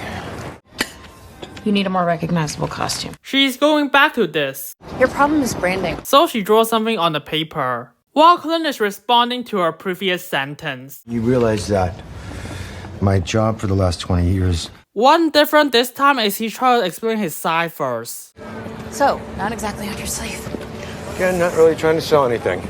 Instead of immediate dismiss. My job for the last 20 years was to be not recognizable, right? Which is true when he's originally a SHIELD agent, while trying to decline a more unique design. Oh, you've officially failed at that. Which, yeah, given he's not recognized by being an Avenger. Kate shows him the drawing and imagine it to be purple. Oh, I know that reference. It's a reference to the comics. As for the drawing itself, even Clint comments how weird the drawing is, like he did in the last episode, even asking what is this thing on the head. It's supposed to be a mask. Her drawing just doesn't show that. Clint rejects it. He is shown to not like these cosplays. So Kate offers another suggestion. What if it was all black? All black with a mask? That's oddly specific. Maybe a hood? Are you pointing to this? Even Clint gives that look. She continues. You can't say who Ronan is because it's someone close to you, isn't it? Well, damn. I didn't expect that to happen. Some pretty heavy stuff. It's your job to keep their secret. I get it. After Clint's conversation about Ronan with Echo, saying that Ronan is there to keep the identity a secret, with Clint said being a hero comes with a lot of sacrifice, especially confirmed in episode 4, Kate feels the Ronan as a hero. She can put 2 and 2 together to understand Ronan is someone close to him. While yes, I know she's wrong about it, but it's close. There are several reasons why I never wear a flashy costume. Decide to answer a question before, of not wanting a costume. Not only he doesn't want to respond to a Ronan thing, a dark secret he prefers not to mention, a thing that leaves a mark inside him. He just heard Kate means more than that than just for flashy costume. Seeing her more than just a kid. Adding on to that moment in the last episode. What am I selling, then? Huh? It's certainly not Halloween costumes or toys off the shelf. Inspiration, Clint. It makes sense. Now he starts to lay them out. Let's watch. My job is to be, number one, a ghost. Oh yeah, the one Kate already disagrees. Still having this thought. Number two, my wife would divorce me if I put something like this on. Given what we've seen of Laura, he's just more open to her by making a joke. And number three, I'm not a role model. Sounds depressing. I'm sorry, Kate, I'm not a role model to anyone.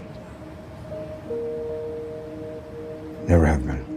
It's very devastating, but makes sense. He is originally just a S.H.I.E.L.D. agent. Even after joining the Avengers, he's really there to ground the other members without them noticing, supporting them as he thinks it is his duty to. It's bad, right?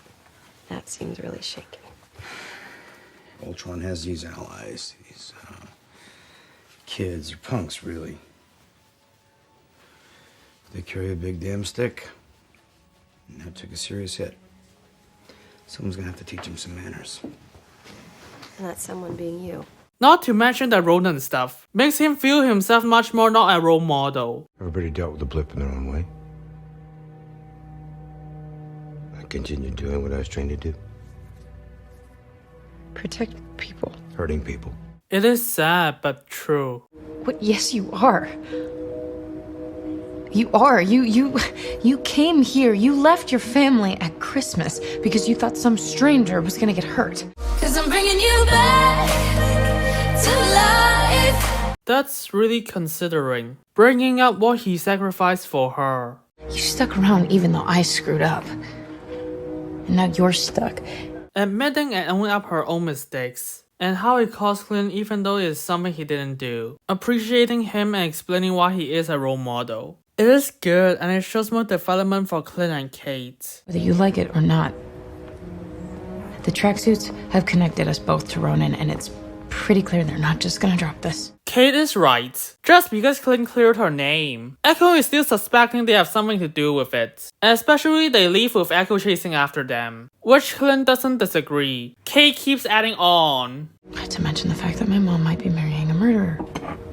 And then there's that. Something she is concerned about and she has to tell Clint. Up to that point, he doesn't know that. As far as I'm concerned, we're in this together.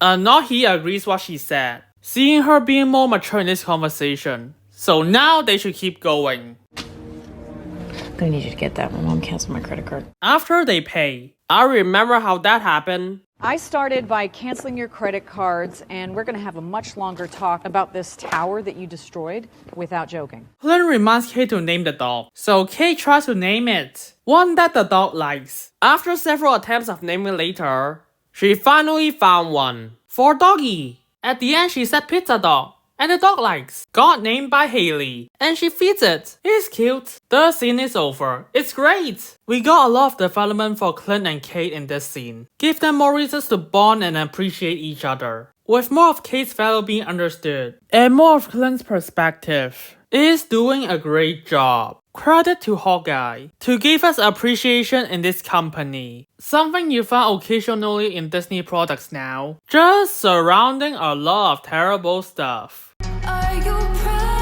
Vengeance has consumed us. We cannot let it consume us. I am not Earn my life to make a sunrise that I know I'll never see.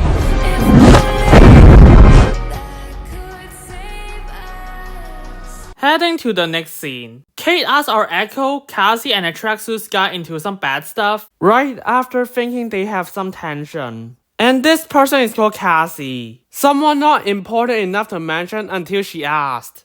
Clint said yeah, bad stuff. After a pause, with not a word is spoken, he asked care to elaborate, but he said not really. Something not that comfortable for him to mention. Something about his past. Something he's not proud of and doesn't want Kate to be involved. Until they are both silent and Clint looks at Kate. he finally approaches and explains who they are to her, to a certain degree. They started small, but grew. There's the guy at the top. He'll do anything to grow the operation. Along with what we got in the diner scene, solid development for Clint by willing to open more to her, trusting the girl with more info. I thought Maya was the boss. Now there's someone above Maya. Someone above her. But this is gonna take a while to get there. There's obviously bad blood with Ronan, right? Yeah. I see we are getting some world building, which has something to do with the snap. Ronan hit the supplier on the other side, and then hit Tracksuit upper management. It explains why the resources just gone down, despite he said they try to grow the operation, including this line from the last episode. Because it was getting very hard to find place. No? Old warehouses being converted into lofts, so how can I get something better? With the circumstance of the snap. The Ronin decimated the criminal underworld of this city, almost completely annihilating the status and power of the head of organized crime. Makes sense. Good detail in world building. Kate said that's a lot of drama, and tells Doggy to never get involved in organized crime. So cute. With that being all the details you need in this scene. Didn't really last very long. But before we arrive to the next scene, there's something I want to show you first. A deleted scene, leading to the official scene in the episode, which a taxi ride is how it ended, but they cut it. Let's analyze does this piece fit well in the show. Clint asked where are they going and Kate said they are gonna change clothes. Back to her apartment that got burned. Cause you know, clothes are totally not flammable stuff. No, I need those. Of course you don't burn them. After they almost got to the apartment, Clint pulls her aside, recognizes an unmarked car is in front of her apartment, which is aligned with Clint. And Kate told him that she forgot to go down to the police station this morning. I'm actually at work right now. How about tomorrow morning before work? That'd be great. See you tomorrow.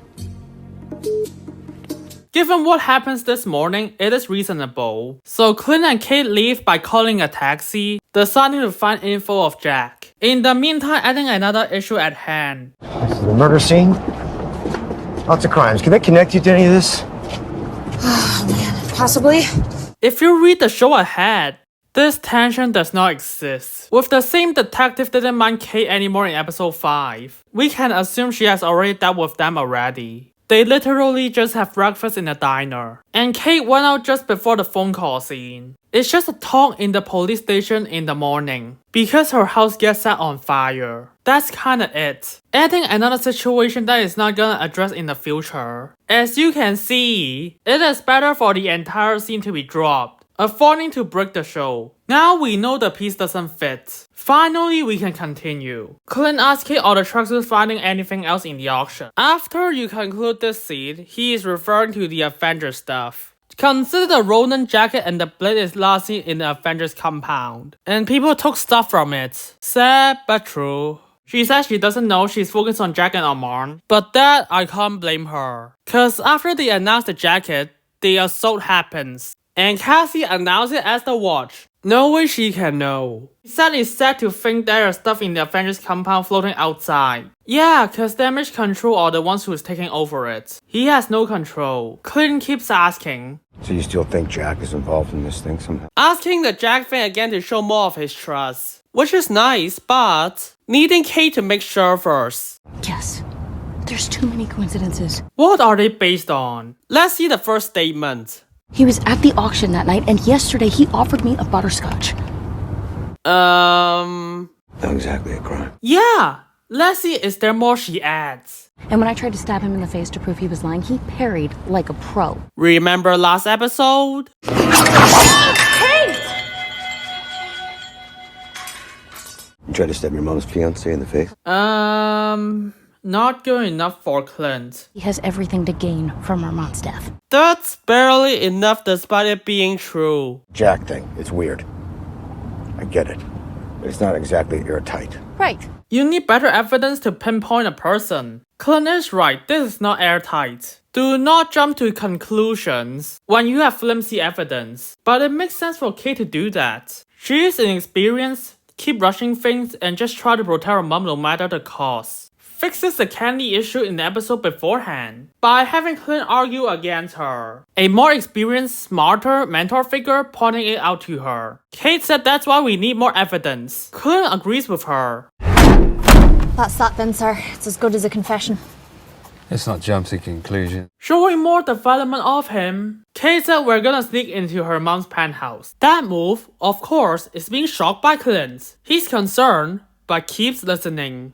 Because Bishop's security has a huge criminal database, which her mom runs it. It makes sense given what we saw. To find infos on Tracksuits and Jack, Clint nods and agrees, but later shakes his head, meaning he supports her method, but given she still insists on it, he thinks she's still too impulsive. They arrive to Eleanor's apartment, with Clint being surprised this is her home. Kate tells him, Yeah, my great-great-great-great-grandfather built the building. So they own the entire building, therefore having an office downstairs. Which makes sense. She said she once swung from the chandelier and broke her arm, which is a believable thing she did as a kid. As we also know she's trained in gymnastics, parkour, and ballet, which is fine. Ending with pretty impressive family all the way around. With that, combined with her saying her past family members built the building, her family is rich for a long time because they built this building and the company. Kate found her mother's laptop and entered the password. Her family owns everything after all. But wait, there's still the password thing that she found out beforehand for some reason. So from the home network, we should be able to get past the encryption from my mom's password. Yeah, she is using her mom's password. Did she code through it or her mom tells her? The person that runs the security company. It is convenient she knows that. Clint sees a wall of swords and asks, how do you see Armand is killed? She did mention that before. He just needs some clarification in case. There's nothing wrong. Stab with a sword, she said. Clint asked can she find anything on Kazi. After a search up into Bishop's security's database, she finds Kazi is an employee in Salon Limited, along with maybe Michael Kemp from Daredevil. I mean, it could be, or maybe not. Clint said the company sounds familiar, but not sure is there something. He must have heard of that somewhere. Perhaps it's sometime during this. Now Kate tries to find something from Jack, but this time it's not as easy. Now there's an embedded hardware authentication. Sounds like trouble she has to deal with. Really hope she succeeds. And I've just been locked out. Not a success, but we will talk about that in the next episode. Clint is walking around at the same time as he realizes something is weird. Makes sense for his profession and is training for at least over 20 years. By just a sound. Not even Kate is aware of that, showing the dynamic. Neat! All of a sudden. Don't move. Kinda unexpected. I hope Hawkeye can get away from this. But the first question should be, someone caught Clint off guard. Who is he?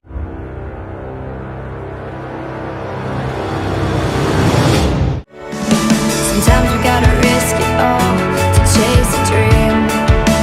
Yes, we finally got to the end of the episode. Man, I need a sip. Where did we end again? Jack puts a blade on Clint's throat. He might or might not be a bad guy. But what happens later is in episode 4. We should conclude what we analyze instead. How does this episode fare? Starting with the plot, it is better than episode 1, not episode 2 though. With the plot armor in the chase scene, a few contrived things, slight world building issues, but they're also good world building at the same time though. As for the character side of things, it is easily the best one. Kate Bishop jumping off a bridge, and the rest of the episode is pretty much people sitting around and talking. What are these specifically? A lot more character development and insight explored. Clint willing to trust her more, and Kate understanding what it's like to be a hero. Those are great character scenes. Echo herself, I do not believe she's bad. She's consistent and mostly competent. They even establish how she can fight people stronger and more skilled than her. I won't call her great or anything, but she's decent so far. There's still potential for her. As the quality of the episode overall, it is good but with stupid tracksuits and plot armor. Clint has more runtime than Kate in this episode. Fun fact, we're half the seasons in. Mountains of things are waiting for us. I can't wait to be the eyes. By the time I'm making this video, Ant-Man 3 is released. And the Kickstarter of Phase 5 is quite bad. Not only is Kang pathetic, you guys give nothing for Catherine Newton to act with. I am too tired of people telling me Catherine Newton is a bad actress, cause she can act. Go ahead. She can handle it. Handle what? There are a lot of high-powered women who live here. Some run banks, others run Google or Yahoo, and sometimes I feel like you're grooming me to get to a place you,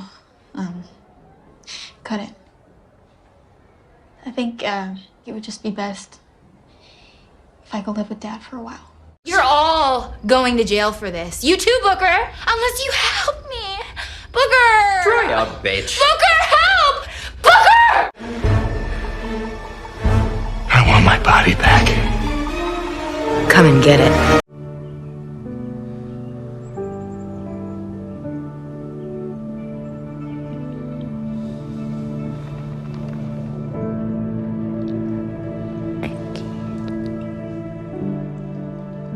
Something to think about. Giving a talented and willing to work for anything actress nothing to work with. Forcing her inside a CG location that is confusing to react, which they poorly treat the CG artist by the way. Despite she's just playing an older version of an established character. Even Kate Bishop's best friend in the comics. Which the pair up is gonna happen someday. All to just make a movie about Kang. To try to make people drop their Phase 4 is only bad because it's not connected. So people will bounce it back by seemingly set up the future. Gaining back the profit and the faith of people badly. Damn boy, you must think I'm dumb, as if I didn't know about the things you've done. I watch and study every single one of your MCU stuff. The reason people lost faith, you missed. Because almost all of your projects are badly written in plot, character, and world building. Don't give a crap what you build the foundation from. As long as you can bait people with cash grab, you could not possibly lie to me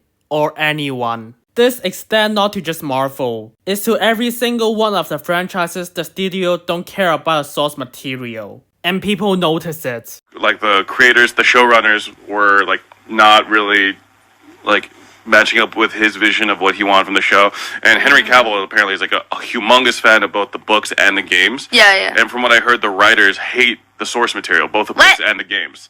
So it's like, dude, why the fuck do you have these guys who don't even like the source material writing your show? Like, Bro, this is, okay, don't even get me started on new Star Wars. This is how I feel about new Star Wars. This is how I feel about so much stuff. It's like, clearly these people don't care about the fucking source material in so many of these shows. Even in Rings of Power, it's just like, all of these shows, they just don't care. They're just trying to make money off the fan bases that exist and break our hearts in the process. It sucks. Better let them know what we really want. And someday, this is the end of the video. If you have anything you want to say, I'm only one call away. Feel free to let me know. Special thanks to Red Devil also from helping me to make this video. Link below. And here's something for you.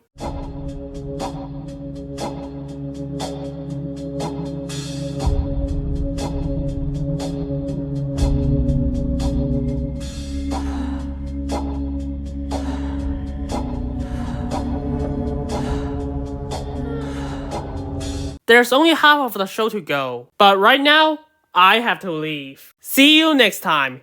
Into the unknown. Ladies and gentlemen.